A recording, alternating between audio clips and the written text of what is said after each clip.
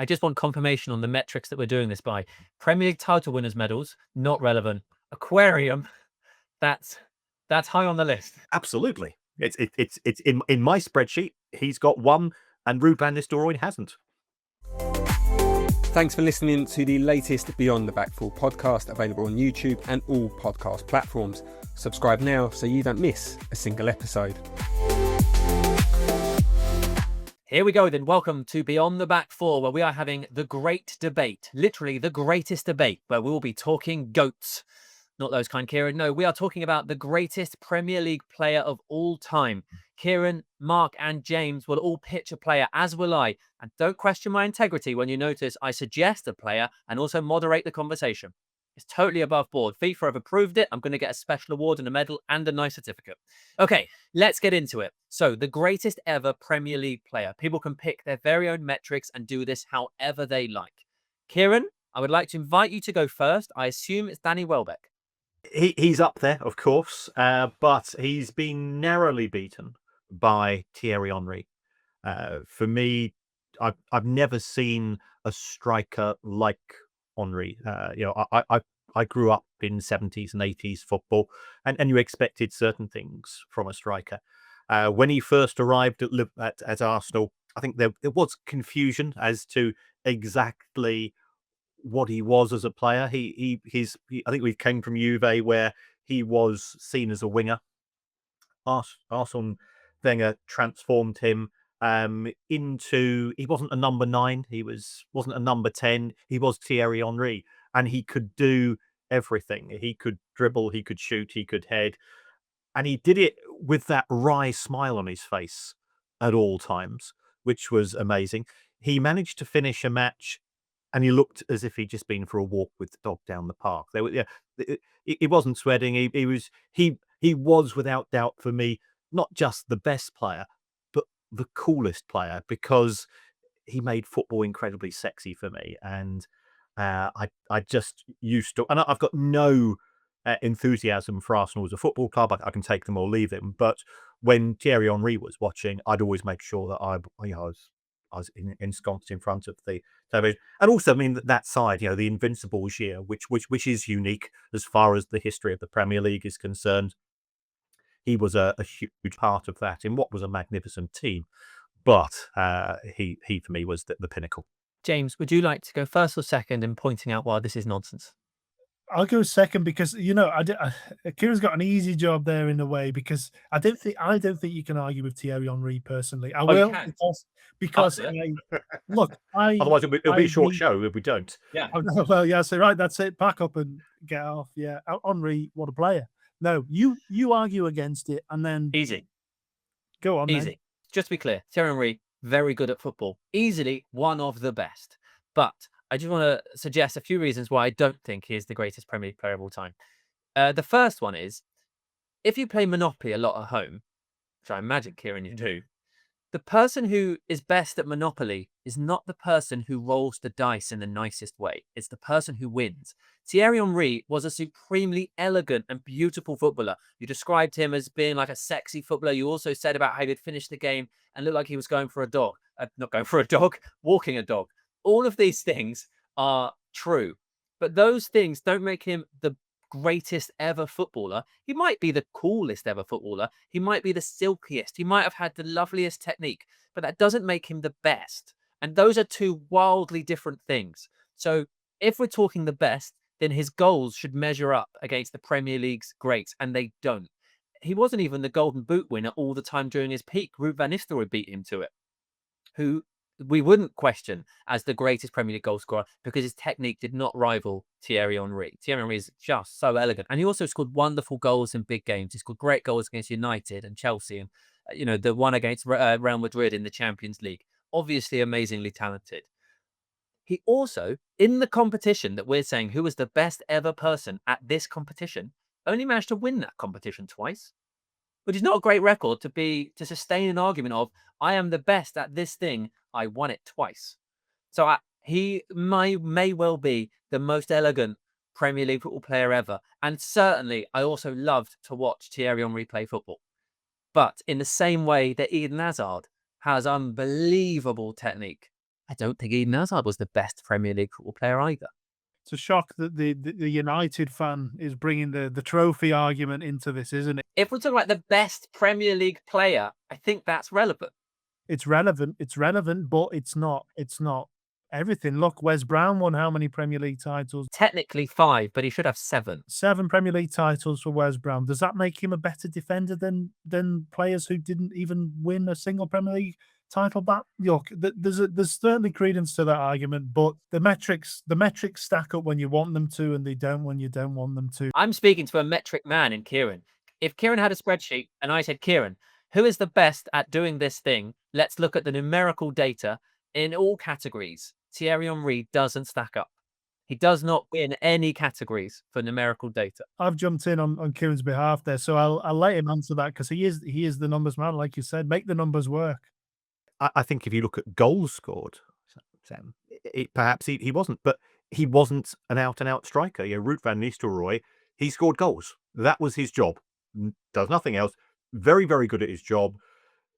Thierry Henry brought artistry to the Premier League. He brought a new dimension. He helped in that globalization in terms of the fan base of the game, and he was somebody that you would go to a football match, even if you weren't a football fan, to watch. And there's only a handful of people, I would say, over the course of the Premier League that could do that. If we're talking about great players, how many Champions League titles did Steven Gerrard win? And yet he was one of the best midfield players. So I do think a trophy issue isn't necessarily relevant, because that is a lot to do with budget. And Arsenal didn't necessarily have the biggest budget. Certainly once Roman Abramovich arrived, and before that, they tended to be sort of top 3, but not necessarily the biggest. So from my point of view, that's the metric which I use to determine who's going to win the Premier League title, and that tends to work more often than it doesn't. So that's why I stand by it. He also had the nicest aquarium of any footballer. And if anybody's ever seen his aquarium, it was 2 stories high in his apartment. They had to have special reinforcements put in, and it was incredible. I just want confirmation on the metrics that we're doing this by. Premier League title winners medals, not relevant. Aquarium, that's high on the list. Absolutely. It's in my spreadsheet. He's got 1, and Ruud van Nistelrooy hasn't. Okay, fair enough. So I just want to say, for the sake of this conversation, that I don't think Thierry Henry is the greatest ever Premier League player. But it doesn't mean I'm wildly against the argument. I think the debate is wildly flawed, which is part of the fun of having it. Because how do you compare, say, Thierry Henry to John Terry? Is Thierry Henry a better attacker than John Terry is a better defender? Or Nemanja Vidic? I don't necessarily think he's the best Premier League defender, but he's the only Premier League defender to be 2-time Premier League Player of the Year. So there's a good argument to say that he is from that perspective. So if you say, is Thierry Henry a better attacker than Nemanja Vidic was a defender? I have no idea. I don't know how you work those things out. So I think this conversation is difficult, but I still don't think it's Thierry Henry. So for the sake of this, Sky Sports did their supercomputer model, didn't they, to work out, and they had Thierry Henry second with Cristiano Ronaldo first, and the Gary Lineker, Ian Wright, Alan Shearer trio, when they were doing their podcast during COVID, they did it, and they had Roy Keane first with Thierry Henry second. James, I think it might be time for you to tell us yours. I mean, those are crazy rankings. I'd just like to say that. And just on the Thierry Henry point, just quickly, I think there is a debate, and I'm not going to choose Mohamed Salah here because I don't think he is the Premier League's greatest ever player. But there is a very, very strong debate between Salah and Henry, because if you look at every metric now, Salah is either beyond Henry or absolutely level with him, scored more goals, more assists, more PFA Player of the Years, Golden Boots as well. It's just that equal league titles. League titles, the equal, yeah. So it's Salah just a fish tank. Just a fish tank he's missing. Yeah, Mo, if you're listening, mate, you need to get that tank in. You need to get that tank in, or a terrarium. That might even just put one up. So anyway, but no, I'll shock you actually, and I'll go for a United player, because I do think when we're talking about the Premier League, and I was going to ask Kieran maybe at the end, because he's the only one of us here who has really seen life before the Premier League and to judge it kind of correctly. but obviously we all know life started in 1992. So I think when you're judging that from a Premier League point of view, you can't steer far wrong if you're looking at a United player, and that does hurt me, of course, because growing up, I'd have to watch United win league title after league title, and it was painful. But you can't deny the quality of the player that they had. And my pick for the Premier League's best ever player is Wayne Rooney, because, like Kieran says, I think personality plays a big part in this. You need to have a player who can show himself to be the difference on the pitch, but there's loads of good players in the Premier League. We all know that. The ones that stand out are the ones who really show some personality. And you talk about personality, I think Wayne Rooney on the pitch is one of the best personalities that we've ever seen in the game. There's been more exuberant characters, there's been more colourful characters, but in terms of that pureness, he wants to chase the ball down, he wants to give everything to the team every single time he's on there. He hates the rival fans. He'll wind them up. He'll shout at his own teammates. He'll scream in the referee's face. All of this, Rooney would do all of it. And on top of that, he was just a ridiculously good footballer. I think people forget how good Rooney was because he doesn't look like the most elegant footballer. He isn't Thierry Henry. I don't think anybody would ever call Rooney, to look at him, a sexy footballer. He wasn't doing the Vavavoom and the Renault adverts. You know, he'd be more of a, I don't know, a rover or something, you know. He did bottles of Coke on a cobbled street in Manchester. Yeah, that's it. Wayne Rooney Street Striker, was it? Or something along those lines. You know, he was that street footballer, and I think he was a real throwback. Even 20 years ago, I think he was a throwback. But yet, in terms of the football itself, he could do everything. He was a brilliant goal scorer when he wanted to be. You know, he never won a golden boot, which, like you say, your metric, Sam, it might be one that you pull him down for, but he scored 27 goals, I think, in one season and didn't win the golden boot. He had those seasons where he was on fire, but he was also a playmaker. He could drop a bit deeper. He could play with a strike partner. He could play, it didn't matter who he was playing with. He would create a partnership with them. So later in his career, he dropped back. We saw him. I know not everybody enjoyed seeing him playing for England in a deeper role, but I actually thought he did it quite well. There was that infamous game against Iceland. I thought Rooney in that deeper role wasn't a bad thing to do. He had the passing range. He could pick out a player and put it on a sixpence, and he could see the whole pitch in front of him. Technical ability, you could just give him it, and you know something was going to happen. And I always think about, as a Liverpool fan, players who I worry about playing against. You watch your team and you think, I hope he isn't playing today. Henry was one, of course, because we had Jamie Carragher centre back, and every single time we played him, he absolutely annihilated him. But Rooney was another, just because you knew he is going to hassle you all day. He's going to just relentlessly chase down everything, and he's going to stick one in the net from 30 yards or from 5 yards. You look at titles won, he won 5. I think he's third on the all-time Premier League list of goals, over 200 goals. I think he's fourth maybe on assists. I think if you combine those two together now, goal contributions, as we like to call it these days, I think Rooney's top. I don't know that for sure, but I am fairly certain that Rooney would come out on top in that. So I think when you talk about comparing a striker and a defender and a midfielder and stuff, I think assists and goals together are a decent way of kind of looking at that metric, especially from midfielders and forwards. And Rooney is, I think, probably head and shoulders above anybody. So, and on top of that, again, just an interesting personal life. And you want those stories in football. And yeah, Rooney delivered on every single front. That has surprised me. I will let Kieran offer his rebuttal, but I will say, so I was trying to think of loads of different metrics for how to come about this. And one of mine was, if you're picking the best ever player, then if you could clone them, how would 11 of those players get on against 11 of those other players? And I could not think of anybody that would beat 11 Wayne Rooneys. That's a very good poll. I still can't. I don't think there's anyone who would be a better goalkeeper and a better left back and a better right back and do it all. I genuinely don't think there's anyone that could. I think there's some that could compete, but I think Rooney would win that Premier League. Liverpool fans used to sing, "We all dream of a team of Carragers," but yeah, I think 11 Carragers versus 11 Rooneys would be. I mean, he might do all right keeping him out, but he's not scored. He's scored a couple past his own keeper.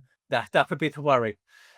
Kieran, you have suggested Thierry Henry. Wayne Rooney has been thrown down. Your rebuttal. As an England fan, Wayne Rooney being fit was the one thing that you always looked forwards to. And I remember I remember the World Cup when he wasn't. I remember the Euros when he was injured. Yeah, we all remember the hopes that we pinned on him from such an early age. The reason why I would not put him down as great, and I think he's a hugely underrated player as well, is that I think he had a long tail to his career, and people forget that he's 6 months younger than Cristiano Ronaldo, or sorry, 6 months older. No, 6 months, yeah, 6 months younger. And you look at the two and you go, one of them looks like he's lived a life a bit more than the other.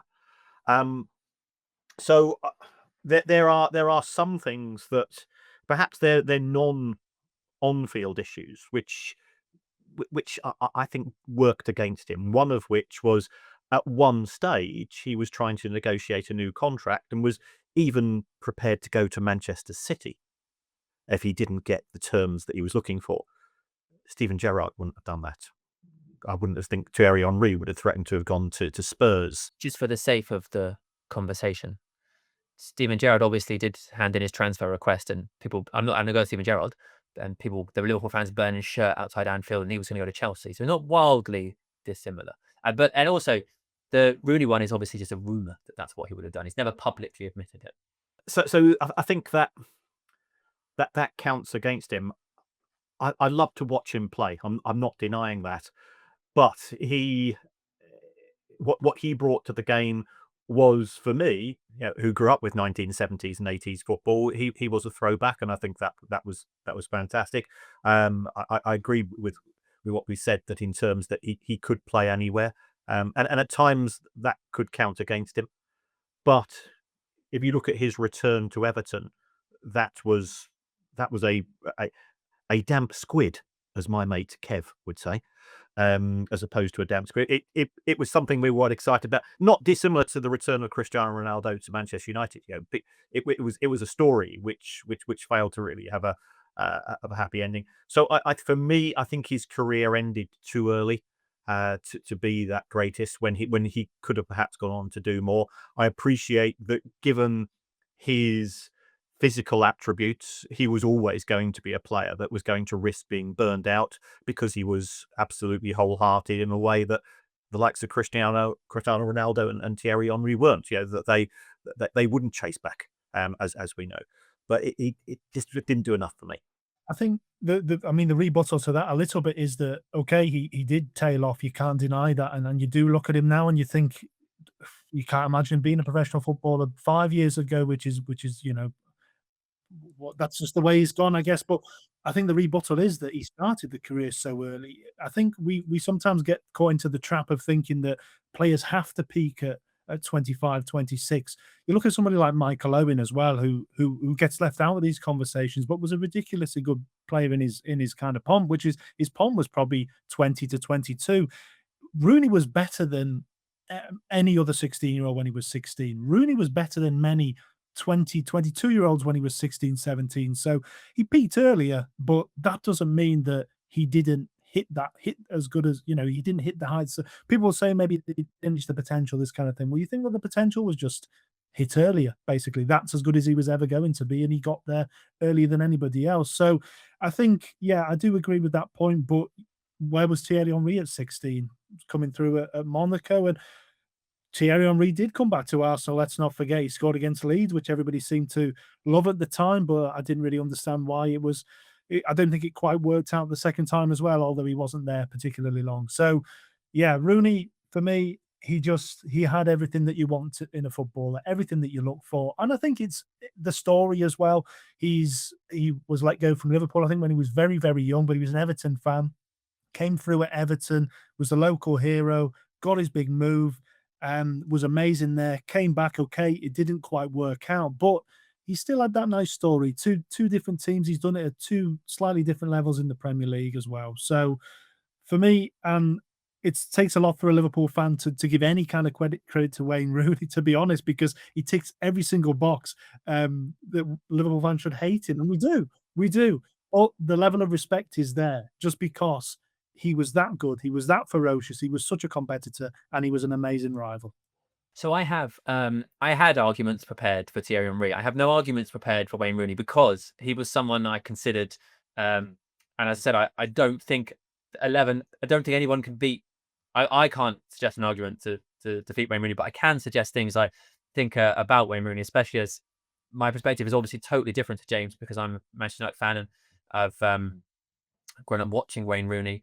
So two things I think about him is one, I think as a football player, he's massively underrated for two reasons. One is by people who are me or older, because the expectation on him was so high, and he happened to play and develop at the same time as Cristiano Ronaldo. And for a long time, he was way better than Ronaldo. And then eventually Ronaldo overtook him. And if we're talking about the Cristiano that he became at Real Madrid, etc., who scored more goals than games he played, it's just this freak. We don't. Messi's the only other player who has consistent stats like that. So Ronaldo gets Rooney for a long time was, yeah, but look what Ronaldo's doing now. And it became this question mark on him that I don't think was fair.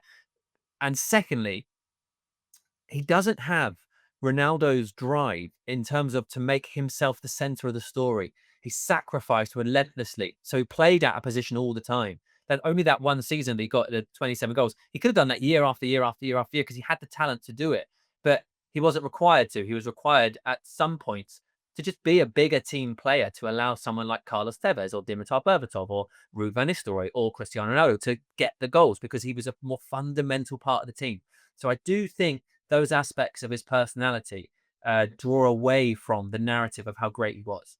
But as a football player, I mean, he could do absolutely everything. But he's not my pick. I will now give you my pick. So I thought long and hard about this, and I couldn't work out the best way to do it. So I think there's an argument that the single greatest player to play in the Premier League is Cristiano Ronaldo. I think there's an argument to be made there, even if his best football wasn't in it. I think there's an argument that the best player in a competition is the person who wins it the most. So there's an argument that it's Ryan Giggs, but he's certainly not the most talented player, but he's the best at the game, win the Premier League because he did it the most. The way I thought about it was, did you notice how you get a long intro with me rather than me just telling you? The way I thought about it was, if the Premier League stopped tomorrow, the most significant team in the Premier League is Manchester United.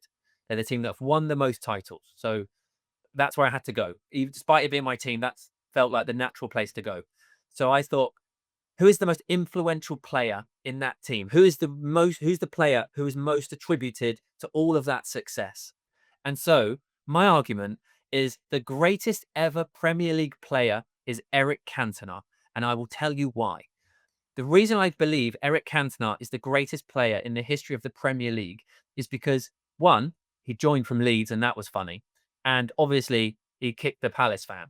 Those are good, funny things. His quotes were like no one else. His philosophy was like no one else. But if we take it specifically to football, Eric Cantona, without Eric Cantona, we don't although they exist, we don't have the same class of 92 because they don't win their first titles without him. And without the standards and the belief and the confidence and the passion that he gave those young men in their formative years coming into the first team. And if you hear any of them talk about Eric, you will hear tales about how this enigmatic Frenchman made them believe they could do anything. Tales of how they would run dressing room pools. And the time, there was one point that Nicky Butt and Paul Scholes entered, despite knowing that if they didn't win, that was their money for a month. And that meant they'd be taking the bus because they didn't earn enough money to have cars or to pay rent or anything. They're still living at home. And when Cantona won, he gave the money to Scholes and Butt for having the confidence to enter the competition with the rest of the first team. Without him and without the way he made them feel and without the standards he set, you don't get the success that follows of the class of 92. And if you don't have that, then you don't get the players that come in, the Wayne Rooneys, the Michael Carricks, the Cristiano Ronaldos, the Rio Ferdinands, the Man Utd, all those players, Robin van Persie, all of those players, even if they didn't play with him, are touched by Cantona's influence because it was so strong in Giggs and Butt and Scholes and Beckham and Neville that it passed through those generations. So Scholes and Neville and Butt and Giggs give it to Michael Carrick and Wayne Rooney, and they give it to the next lot, or at least they try. And we are now in the era of Manchester United unafflicted by Eric Cantona, because the line of procession has collapsed on itself. But Eric Cantona created all of this through his personality and also by being an unbelievable football player, capable of absolutely anything on his day. He was suspended quite a lot, which doesn't help, but an unbelievable football player who I think has the biggest thumbprint on the Premier League. And just like Thierry Henry, as a Frenchman, he did bring something new to the league. He brought a level of skill and style and passion and collar-upness that we didn't otherwise see. So that's my argument, and I'm happy for you to shout at me now. It's a very interesting kind of school of thought. I've never heard that basically that argument made as a you see this debates happen a lot, don't you? And it's an interesting way of looking at it, but I think it's just wrong. Basically, it's just wrong. Look, I'll hold my hands up. I'm slightly too young to have enjoyed Cantona at all, to be honest. So I am not best placed to argue against that.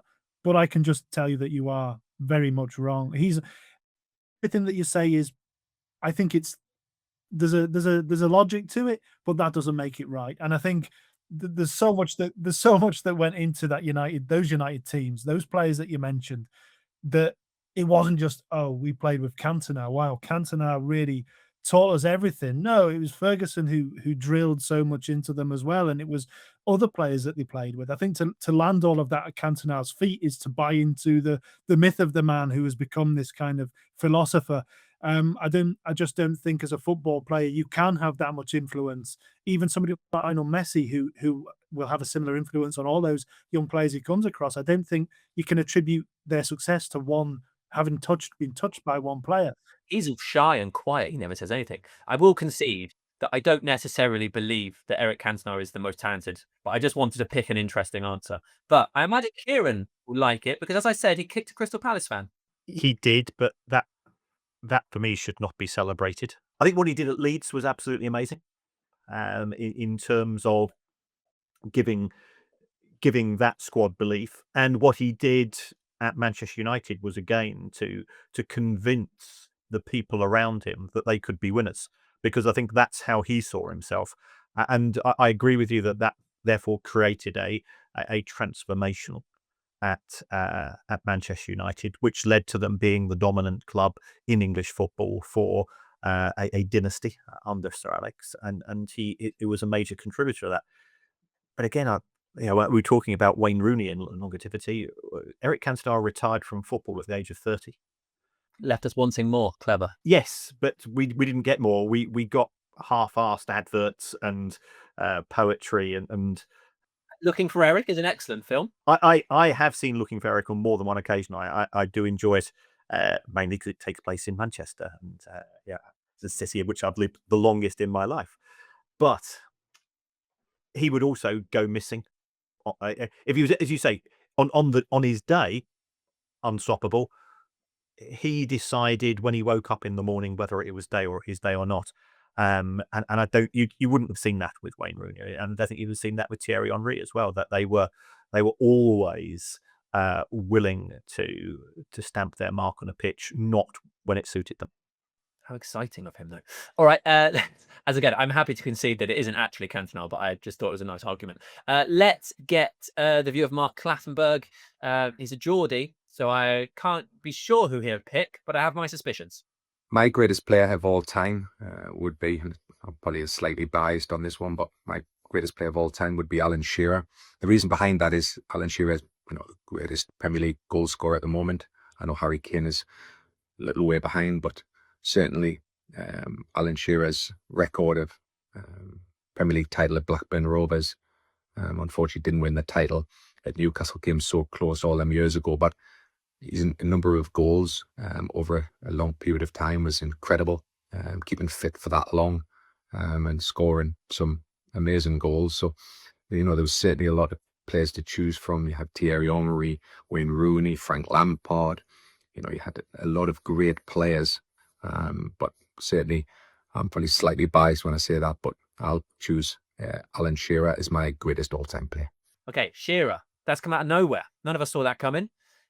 Any thoughts about Alan Shearer? The best centre forward in Premier League history by a mile. He showed the art for Southampton and Blackburn and Newcastle United. His was the art of scoring goals. He wasn't prepared to compromise on that. He was, if you looked at his number of assists, relatively few, because he wanted the adrenaline that drove him. Fantastic player to watch. I can absolutely understand that. And again, as an England fan, you were desperate for Shearer to be on the pitch. And I think it was a frustration that England didn't achieve more during that particular era, but it was just one of those things. Yeah, I can understand that. But using your metrics out, look at the trophy cabinet, and the fish tank. Yeah. Newcastle is close to the sea, so he's got a big fish tank there. Got some carp.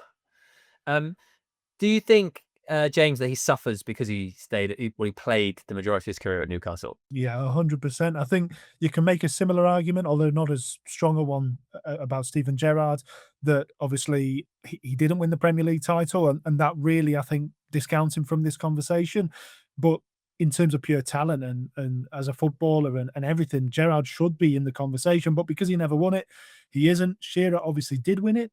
But he won it at a time that many people having these debates now tend to forget about. And because he did it with a team who are not particularly fashionable at all, I think that counts against him as well. And then that he did go to Newcastle and obviously never left the club. I think, of course, it does, because Newcastle, though they were close a number of times, they never really threatened to even compete for a lot of Shearer's time there. So I think it does. And I think when you watch him as a footballer, like Kieran says, you can't help but fall in love with him. He was incredible. Foot like a traction engine. Really could just welly it. No airs or graces. Just put your foot through it, and more often than not, it'll end up in the net. Yeah, I love Shearer. My brother's a Newcastle fan, actually, and he is a Newcastle fan mainly because of Alan Shearer. So he had that influence on people who were watching football, I think, everywhere. And I think he does get a bit of disrespect. I think he's a super pundit as well. I think he speaks brilliantly about the game. I think when he does speak, he's always worth listening to. And you can just imagine being in that dressing room with Shearer. You don't want to mess up. You don't want to disappoint him. You know that you've got to give everything. And yeah, he'll help you out. So yeah, brilliant player, but definite. I think the greatest ever is probably a step too far. But as Kieran says there, the greatest goal scorer, inarguable. I don't think he'll ever be beaten. He also there's that sliding doors moment of his career about he could have joined United and he went to Newcastle, and had he gone to United, he might have scored more goals. He'd probably scored about the same because he just endlessly scored goals. But he'd suddenly have a lot more trophies, wouldn't he, to put down and go, I was the best one ever. But it's then, again, this conversation is so difficult. It's then you go to Wayne Rooney saying it's easy to say that Wayne Rooney is a more complete footballer, probably. And then whether he was playing a very different role, wasn't he, again, to Thierry Henry? It's a fun debate, but I think we've all agreed that it's not Alan Shearer. So I think the sensible thing to do is conclude that it is, in fact, Wayne Rooney. Thank Kieran for his effort of Thierry Henry. Recognise the elegance of Eric Cantona. Appreciate that despite the fact that he didn't pick up a lot of medals, and he probably also had his career slightly earlier than he would have wanted to for when the Premier League really boomed and sort of the legends were created. Alan Shearer, if he'd come a little bit later, might have more appreciation. But we probably have to wrap it up there. So I'm picking James as the winner because really it was my answer, but I just thought it would be more interesting to pick someone else. I hope that's okay, Kieran. We appreciate Thierry Henry and his tank life. Yeah, I suspect he will give it a suitable Gallic shrug and survive. That's nice, yeah. It's bad him all the way. But if you disagree, get in the comments below. Tell us who you think the greatest ever Premier League football player is. Loads of options. And really, there's not really an answer, is there? And that's part of the fun. Make sure you're subscribed wherever you're listening. Give us a review, get in the comments, and argue, basically. Have fun. Thanks for listening to the latest Beyond the Backful podcast, available on YouTube and all podcast platforms. Subscribe now so you don't miss a single episode.